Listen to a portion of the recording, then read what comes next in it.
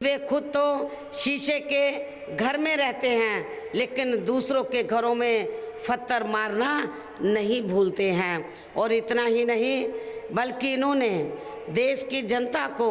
आज तक भी ये नहीं बताया है कि देश में नोटबंदी करने के बाद इन 3 महीनों के अंदर अंदर कितना काला धन इकट्ठा किया गया है और इसकी कितने लोगों को सजा दी गई है। और अब इससे ये स्पष्ट हो जाता है कि इनका ये नोटबंदी का फैसला केवल अपने राजनीतिक स्वार्थ में, अपने लोकसभा चुनावी वायदों पर से जनता का ध्यान बांटने के लिए ही लिया गया है। और अब यहाँ मेरा यही कहना है कि बीजेपी व प्रधानमंत्री श्री नरेंद्र मोदी ने अपने अब तक के रहे कार्यकाल में केवल एक ही बड़ा कार्य ये किया है कि इन्होंने देश में अपने चहेते बड़े बड़े पूंजीपतियों व धन्ना सेठों को पहले से भी और भी कई गुना ज़्यादा माला माल व धनवान बना दिया है, जिनके धन व बल की मदद से ही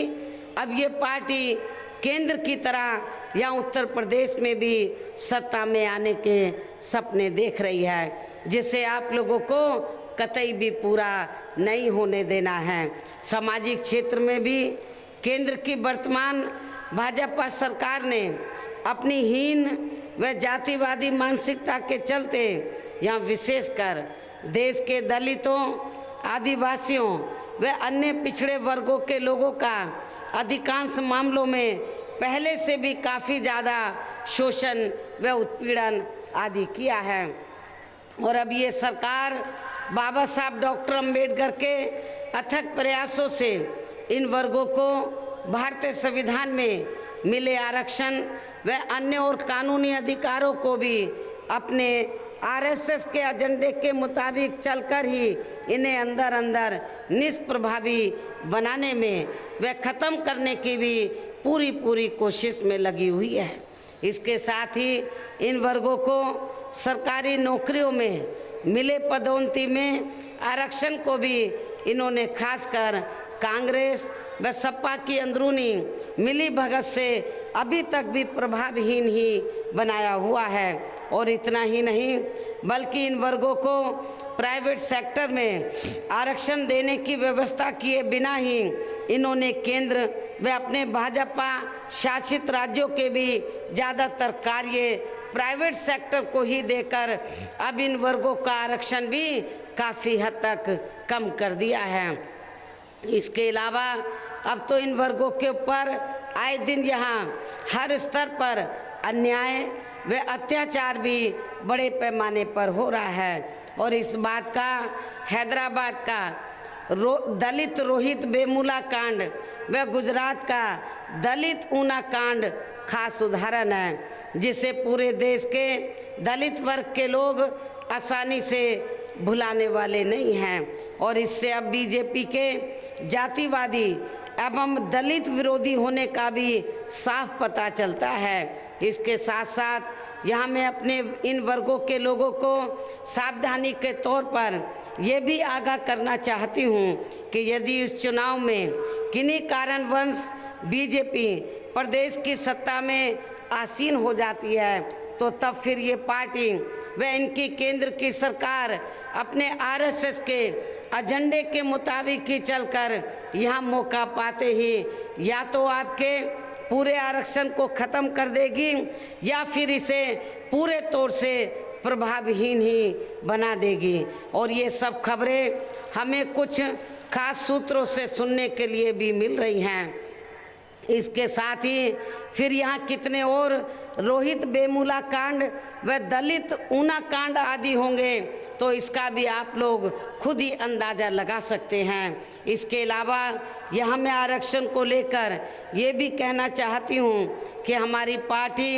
इन वर्गों के आरक्षण को बरकरार रखने के साथ साथ यह अपर कास्ट समाज एवं अल्पसंख्यक समाज के गरीब लोगों को भी आर्थिक आधार पर अलग से आरक्षण दिए जाने के लिए हमेशा इसकी पक्षधर रही है, जिसे फिर संविधान में संशोधन के जरिए केंद्र की सरकार को ही करना होगा। इसी प्रकार केंद्र की वर्तमान भाजपा सरकार के चलते अब यहाँ पूरे प्रदेश में अल्पसंख्यक समाज के लोगों के साथ भी अधिकांश सोतेला व पक्षपात वाला रवैया ही अपनाया जा रहा है, जिसकी खास वजह से ही अब इनकी अलीगढ़ व जामिया मिलिया यूनिवर्सिटी तक का भी अल्पसंख्यक होने का दर्जा छीना जा रहा है। तो वहीं दूसरी तरफ बीजेपी व इनकी केंद्र की सरकार द्वारा इनके खासकर मुस्लिम पर्सनल लॉ, 3 तलाक व कॉमन सिविल कोड आदि में जो दखल देने की कोशिश की जा रही है, तो ये भी अति चिंता की बात है, जिससे हमारी पार्टी कतई भी सहमत नहीं है। इसके साथ ही अब ये लोग अपने जान माल व मजहब की सुरक्षा को भी लेकर हमेशा चिंतित व दहशत में ही बने रहते हैं। और इतना ही नहीं बल्कि अब तो पूरे देश में सांप्रदायिक व कट्टरवादी ताकतों के मजबूत होने की वजह से आए दिन यहाँ इन लोगों के ऊपर विशेषकर गोरक्षा, लव जिहाद, देशभक्ति व संस्कृति आदि के नाम पर भी काफ़ी ज़्यादा शोषण व उत्पीड़न आदि किया जा रहा है। इसके साथ ही आतंकवाद के नाम पर भी अब पूरे देश में खासकर यहाँ अल्पसंख्यक समाज के आम लोगों को भी शक की नज़रों से देखा जा रहा है, जिससे हमेशा इनमें असुरक्षा की भावना बनी रहती है। और अब ऐसी स्थिति में यहाँ सच्चर कमेटी की रिपोर्ट का लागू होना वर्तमान केंद्र की भाजपा सरकार में तो कतई भी संभव नहीं हो सकता है। इसके साथ ही अब ये भारतीय जनता पार्टी उत्तर प्रदेश को उत्तम प्रदेश व कानून व्यवस्था को भी बेहतर बनाने के लिए जो बड़ी बड़ी बातें कर रही हैं, तो इस मामले में भी सच्चाई ये है कि उत्तर प्रदेश में बीजेपी ने अपने पूर्व में रहे लगभग 6 वर्षों के शासनकाल में यहाँ विकास, जनहित व जन कल्याण के कार्यों की तरफ ध्यान न देकर केवल अपने आरएसएस के एजेंडे के मुताबिक ही चलकर यहाँ अधिकांश सांप्रदायिक ताकतों को ही मजबूत किया है, जिसके कारण ही फिर इस पार्टी को सन 1992 में समय से पहले ही यहाँ अपनी सत्ता तक भी गंवानी पड़ी थी, जबकि इस अवधि में केंद्र में भी ज़्यादातर बीजेपी की ही अपनी सरकार रही है। इसके अलावा बीजेपी के लोग प्रदेश की कानून व्यवस्था को भी सुधारने के लिए जो काफ़ी बढ़ चढ़कर बातें कर रहे हैं, तो इसके बारे में भी हमारी पार्टी का ये कहना है कि जब केंद्र में बीजेपी की सरकार अपने अधीन में चल रही देश की राजधानी दिल्ली की कानून व्यवस्था को भी ठीक ढंग से संभाल नहीं सकती है, तो तब फिर ऐसी स्थिति में दिल्ली से भी कई गुना ज़्यादा आबादी रखने वाले यहाँ अपने उत्तर प्रदेश की वर्तमान में अति खराब व दयनीय हालत में चल रही कानून व्यवस्था को भला इस पार्टी की सरकार यहाँ कैसे संभाल सकती है। और अब संक्षेप में मेरा यही कहना है कि यदि आप लोग वे आपके क्षेत्र के साथ साथ पूरे उत्तर प्रदेश के भी लोग बीजेपी व अन्य विरोधी पार्टियों की इन सब बातों को ध्यान में रखकर वे इनके सभी साम दाम दंड भेद आदि हथकंडों से भी सावधानी बरतते हुए ये चुनाव लड़ते हैं, और इस मामले में खासकर ये लोग इनके प्रलोभन भरे चुनावी घोषणा पत्रों के बहकावे में भी नहीं आते हैं, और इसके साथ ही विरोधियों द्वारा मैनेज किए गए मीडिया वे ओपिनियन पोल एवं सर्वे आदि में भी जबरदस्ती की अपने अपने पक्ष में हवा बनाने वाली इनकी खबरों से भी ये लोग गुमराह नहीं होते हैं, तो फिर इस चुनाव में बीएसपी को अकेले ही अपनी पूर्ण बहुमत की सरकार बनाने से फिर यहाँ कोई भी ताकत रोक नहीं पाएगी। और खासकर खासकर मैं विरोधी पार्टियों द्वारा जो मैनेज किए जा रहे मीडिया, ओपिनियन पोल और सर्वे के बारे में भी मैं आप लोगों को सावधानी के तौर पर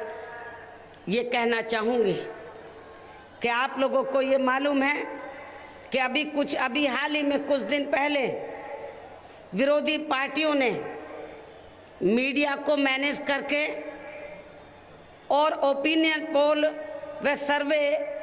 आदि के जरिए सर्वे को भी मैनेज करके तो ओपिनियन पोल में अभी कुछ दिन पहले जो रिपोर्ट दिखाई थी तो उसमें विरोधी पार्टियों ने बीजेपी, सपा व कांग्रेस ने अपने आप को आगे दिखाया और बीएसपी को सबसे पीछे दिखाया। इसलिए दिखाया ताकि आप लोगों का मनोबल गिर जाए। और ये जो रिपोर्ट दिखाई गई थी सर्वे की, ये विरोधी पार्टियों के द्वारा ये मैनेज की गई रिपोर्ट थी, ये फर्जी रिपोर्ट थी। और मैं आप लोगों को ये बताना चाहती हूँ कि सन 2007 में जब उत्तर प्रदेश में विधानसभा के लिए आम चुनाव हुए थे तो इसी प्रकार सन 2007 में विरोधी पार्टियों ने तो ओपिनियन पोल के जरिए, सर्वे आदि के जरिए तो मैनेज करके तो इन्होंने सन 2007 में तो बीएसपी को सर्वे में तीसरे और चौथे नंबर पे दिखाया था, ये आप लोगों को याद होगा। लेकिन जब सन 2007 में रिजल्ट आया तो बीएसपी नंबर 1 की पार्टी बनकर उभरी और सर्वे में जिन पार्टियों को नंबर 1 और नंबर 2 पे दिखाया था वो नंबर 2 और 3 पर और चौथे नंबर पर चले गए। तो इस बार भी विरोधी पार्टियों ने जो मैनेज करके सर्वे दिखाया है, इनका हाल भी इस बार सन 2007 की तरह ही होने वाला है। और जब रिजल्ट आएगा तो बीएसपी नंबर 1 की पार्टी बनकर उभरेगी और बीजेपी, सपा और कांग्रेस ये दूसरे तीसरे पर चले जाएंगे। और आप लोगों को इसके संकेत भी मिल गए होंगे। कल पहले चरण का चुनाव था पश्चिमी यूपी में और आपको मैं ये बताना चाहती हूँ कि कल पहले चरण के चुनाव में तो बहुजन समाज पार्टी के पक्ष में झमाझम वोट पड़ा।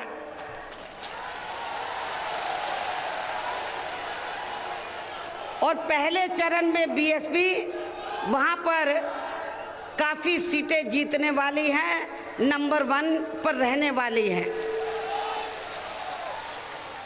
इसलिए मेरा आप लोगों से यही कहना है कि यदि आप लोग विरोधी पार्टियों के साम दाम दंड भेद आदि इन हथकंडों से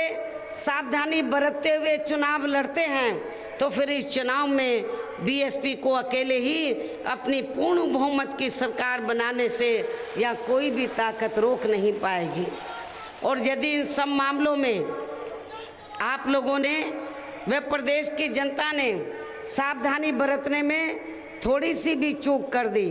तो फिर इसका फायदा उठाकर यहाँ बीजेपी व सपा भी सत्ता में आ सकती है। और ऐसा हो जाने पर फिर यहाँ की आम जनता की जिंदगी पहले से भी काफ़ी ज़्यादा अति पीड़ादायी व नरक बन जाएगी।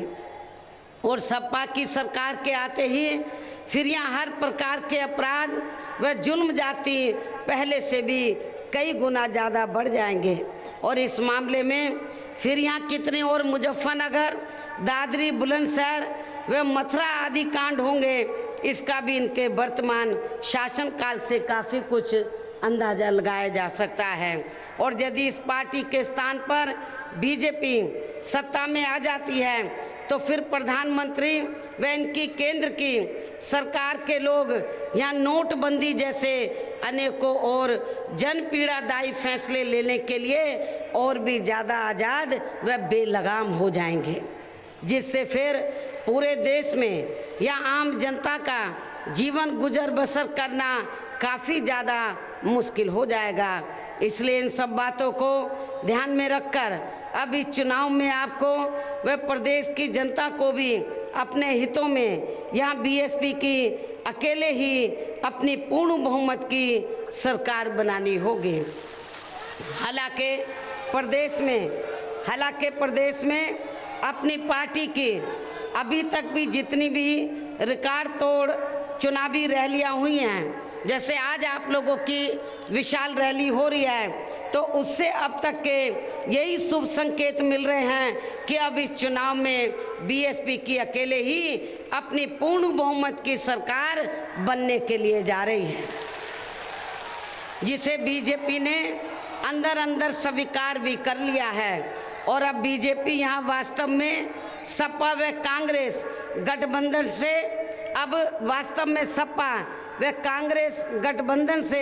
दूसरे व तीसरे नंबर पर आने के लिए ही बीजेपी ये चुनाव लड़ रही है। ऐसी स्थिति में अब यहाँ प्रदेश में बीएसपी की अकेले ही अपनी पूर्ण बहुमत की सरकार का बनना लगभग तय हो चुका है, जिसे ध्यान में रखकर ही अब मैं आप लोगों को ये भी विश्वास दिलाना चाहती हूँ कि प्रदेश में बीएसपी की सरकार बनने पर सर्वप्रथम यहाँ सपा के गुंडों, बदमाशों, माफियाओं, अराजक, भ्रष्ट व सांप्रदायिक तत्वों के जंगल राज का सफाया कर दिया जाएगा और ऐसे सभी आपराधिक तत्वों को फिर जल्दी ही जेल की सलाखों के पीछे भेज दिया जाएगा, जहां इनकी मेरी सरकार में सही व असली जगह होती है, ताकि फिर प्रदेश में हमारी बहन बेटियां अपने किसी भी जरूरी कार्य से दिन छिपे के बाद भी अकेले ही बाहर आ जा सकें। लेकिन इसके साथ ही यहाँ मैं ये भी कहना चाहती हूँ कि प्रदेश में किसी भी जाति व धर्म से जुड़े जिन बेकसूर लोगों को जबरदस्ती अपराधी बनाकर उन्हें वर्षों से जेलों में कैद करके रखा हुआ है, तो उन मामलों की हमारी सरकार द्वारा समीक्षा करवाई जाएगी और इसकी रिपोर्ट आने पर फिर ऐसे सभी बेकसूर लोगों को जेलों से रिहा करवा दिया जाएगा। इसके साथ साथ वर्तमान सपा सरकार में जिन पीड़ित लोगों की थानों में एफआईआर दर्ज नहीं की गई है, तो उनकी विशेष अभियान के जरिए एफआईआर दर्ज करवाई जाएगी तथा उन्हें समय से न्याय भी जरूर दिलवाया जाएगा।